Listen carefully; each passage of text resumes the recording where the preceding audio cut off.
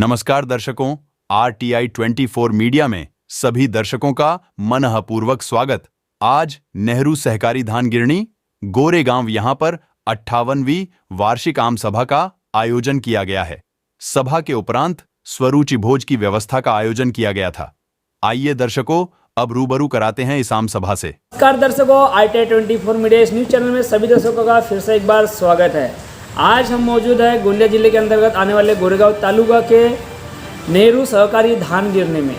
आज यहाँ पे एक विशेष विषय को लेकर आज हम न्यूज़ कवर करने के लिए आए हैं और यहाँ पे मौजूद है नेहरू सहकारी धान गिरनी के अध्यक्ष साहब इनके साथ में। और आज दर्शकों आपको मौजूद और आज रूबरू कराते हैं कि यहाँ पे एक विशेष आम सभा का आयोजन किया गया है और इस आम सभा का आयोजन किया गया है, इसके क्या विषय रहे और किस तरह से आम सभा हुई है और यहाँ पे किस तरह से आरोप प्रत्यारोप बोलो, जिस तरह की एक खतरनाक तरीके से एक आम सभा एक विशेष रूप से यहाँ पे आयोजित हुई है। और इस आम सभा में क्या क्या विषय थे, आइए यहाँ के अध्यक्ष साहब इनसे आपको मिला के इस आम सभा के बारे में रूबरू कराते हैं। नमस्कार सर, आपका परिचय दीजिए और हमारे दर्शकों को रूबरू कराइए कि आज की इस विशेष आम सभा में क्या क्या आपके सवाल जवाब आपके सभासद सदस्य इन्होंने सब उठाए हैं और इसका क्या निवारण आपने किए है, एक पूरा डिटेल में विस्तार में बताने का प्रयास कीजिए।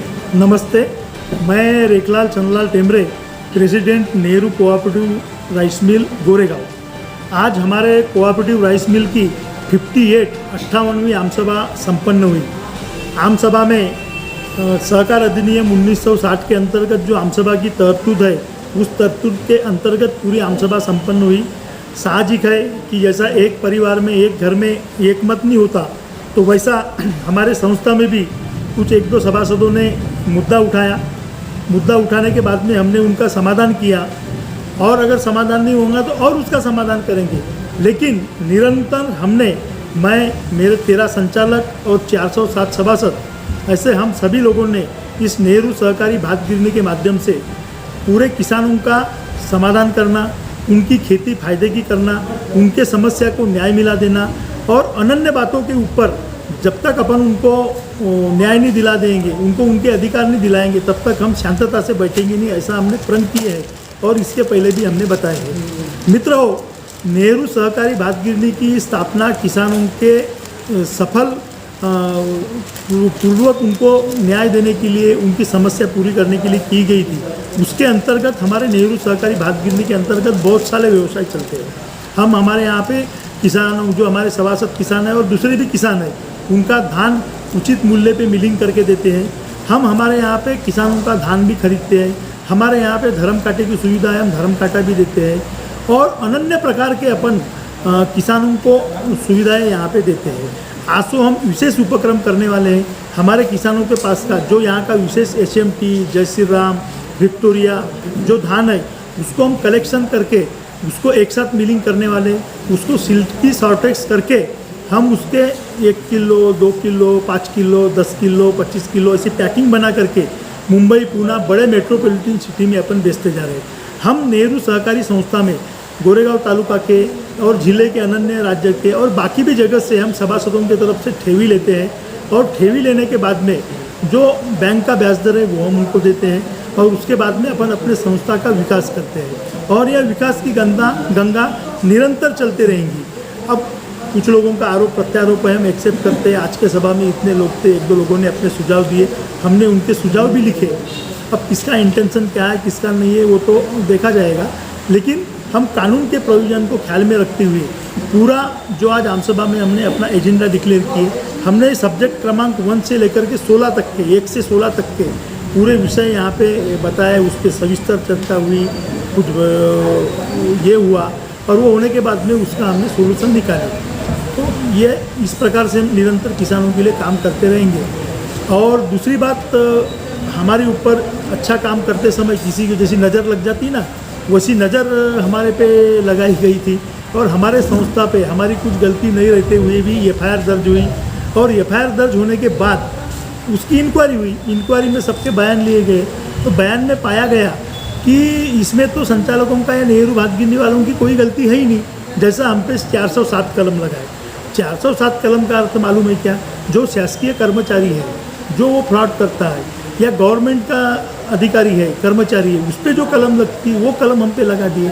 तो हमने इसको हाई कोर्ट के नागपुर बेंच में भी चैलेंज किया है और बहुत से तरीके से हम इस केस में फिर जॉइंट रजिस्ट्रार के पास में, महाराष्ट्र शासन गवर्नमेंट सहकारी विभाग के पास में, सेशन कोर्ट में, चौथी कोर्ट में सब केस डाल कर के हम बाइज्जत बरी होकर के आएंगे, क्योंकि इसमें अभी प्रकरण न्याय प्रविष्ट है।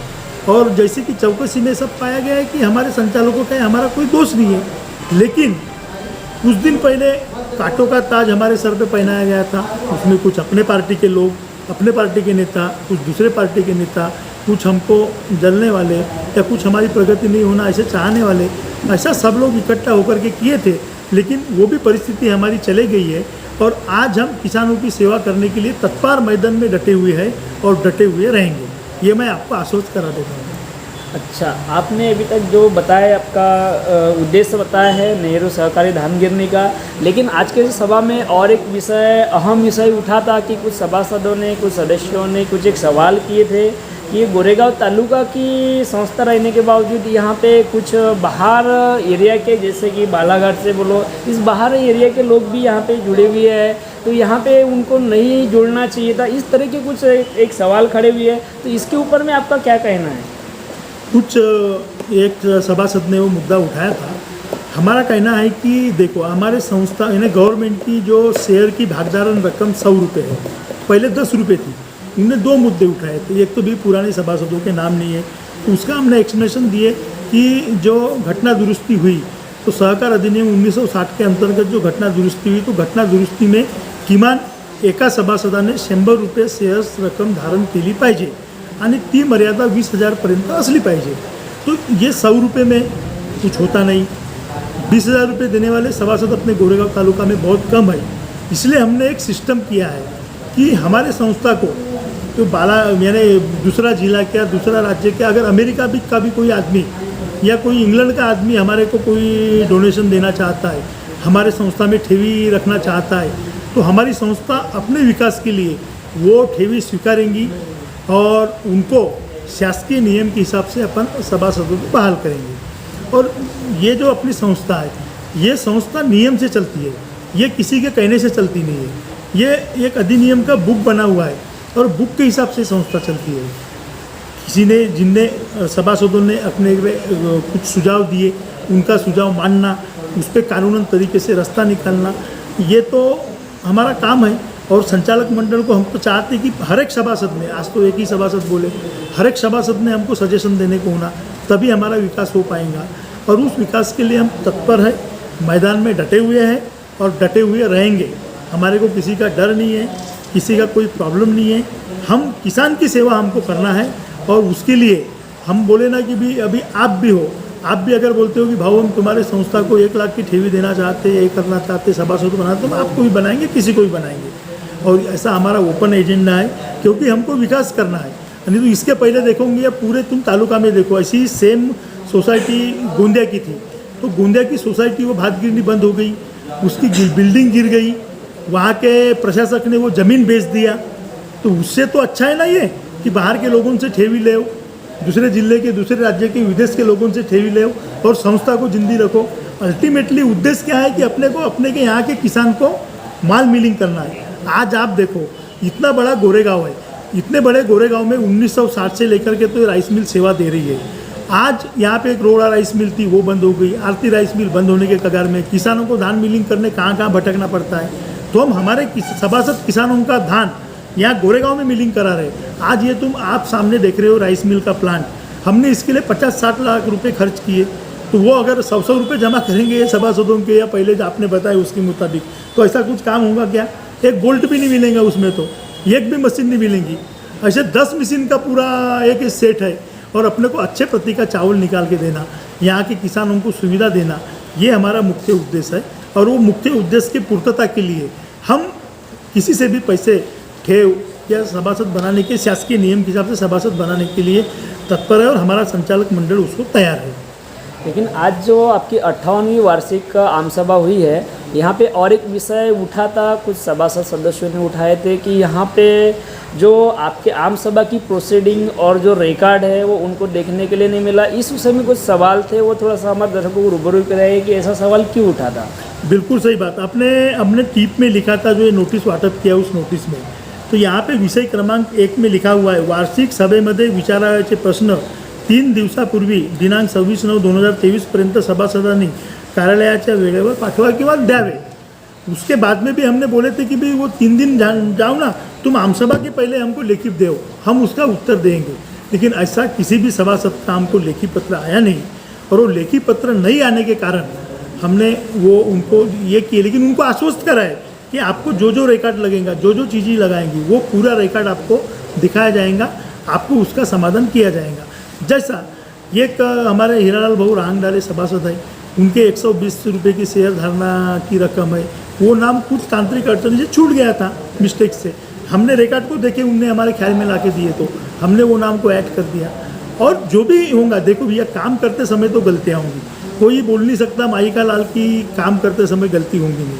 आज तुमको वो जैसी गोंदिया की राइस मिल बंद हो गई और बेच गई, वैसी नेहरू मिल को करना है क्या? विकास करना है ना। अगर विकास करना है तो थोड़ा बहुत इधर उधर एडजस्टमेंट, इसको लाओ उसको लाओ, ये सब तो करना पड़ेगा।